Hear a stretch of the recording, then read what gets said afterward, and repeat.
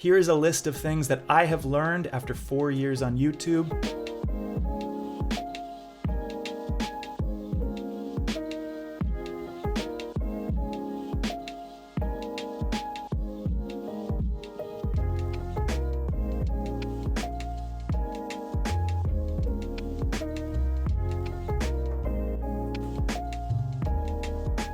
It's 4 years on YouTube.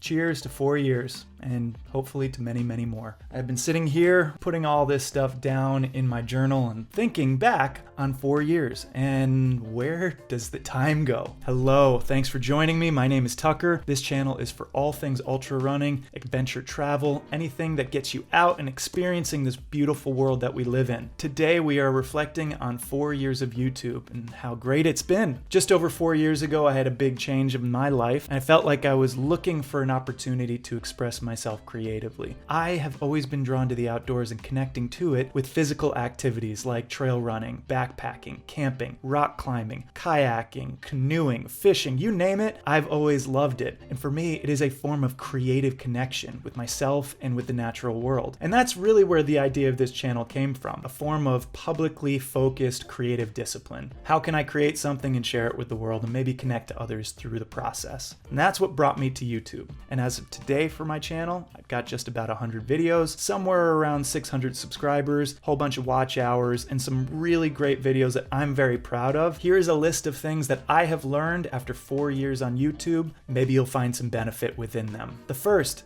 just start. Don't wait for perfect. If you wait for perfect, you will never get going. You'll never get started if you wait for that idea to be perfect. Whatever it is, just get it going. That little idea with each action will turn into a finished video, and who knows what that's gonna mean to somebody else. So just get started. And the second, everything takes longer than expected. If you thought a video was gonna take 3 hours, it's gonna take 6. Odds are it's gonna take longer. I didn't know that when I started, and frankly, I'm still learning this. Everything just takes a little bit longer than I ever thought that it would. That does not even factor the amount of time that it takes for your videos to potentially connect to the community. So where I am right now, I thought I could reach that in a year and a half. And 4 years later of some starts and stops and continuing to find my voice along the way, I'm still in the process of getting to where I thought I might be. But just trusting the process and knowing everything takes a little bit longer than you expected. And the next thing, keep improving. Whatever you're doing in your videos, I'm sure that you have immense experience to back it up. But however you choose to make them, with every one, try something new. As I've been doing this, it's been my hope to keep learning about myself and about my creative process so that I can continue to improve and provide better stories and inspiration along the way. And the next thing, number 4,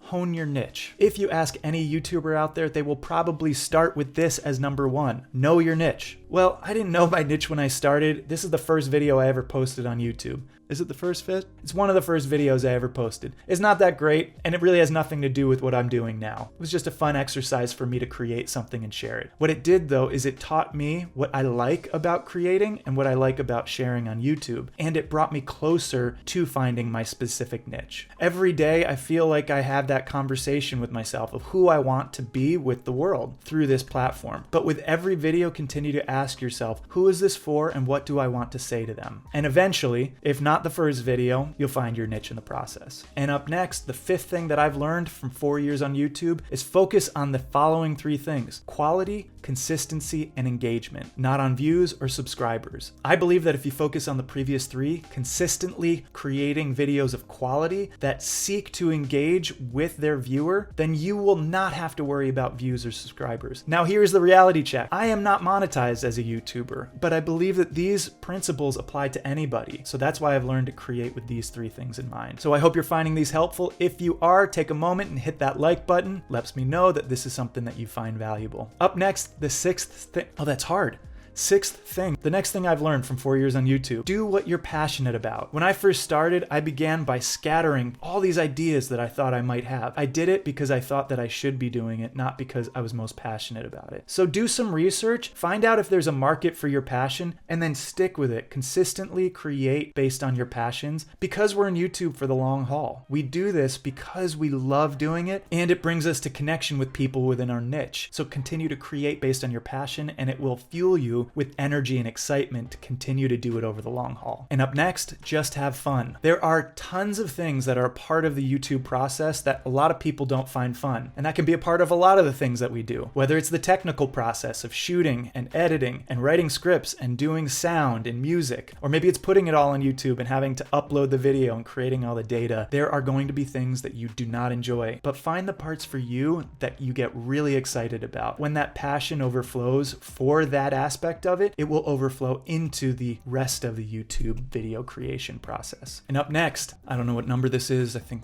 8. Sometimes the simplest things get the best engagement. Try not to complicate things. Tell a story or share some information and hope that it gets to the people who need it and want it the most. If you overcomplicate the story or the delivery, then it misses the mark entirely. Some of my best engagement is just talking about shoes. People need to know about running shoes, I guess. Whatever that means for your niche is just keeping it simple and trusting that it's going to find the people who need it the most. Over time, I find that those simple connections grow into deeper, more meaningful connections. And with that, I'm allowed to broaden the topic a little bit more as that connection is made. I cannot tell you the amount of time that I have spent thinking about videos to make that are going to change the world. And when they drop, they're met with crickets. Keep it simple and deliver it with clarity. Moving on, number 9, find the camera setup that's right for you. We all have our own background of experience. As I mentioned, I came into this with some camera knowledge, but not a whole lot of first-hand production experience. Whether it was editing or lighting or sound, a lot of that was left to other people. So when I came to the camera, I was like, I gotta learn this. So I just got a GoPro, and with that, I learned some of the mechanics of production. A lot of us have great cameras right in our pockets. If you are brand new to YouTube, you don't have to focus on all this other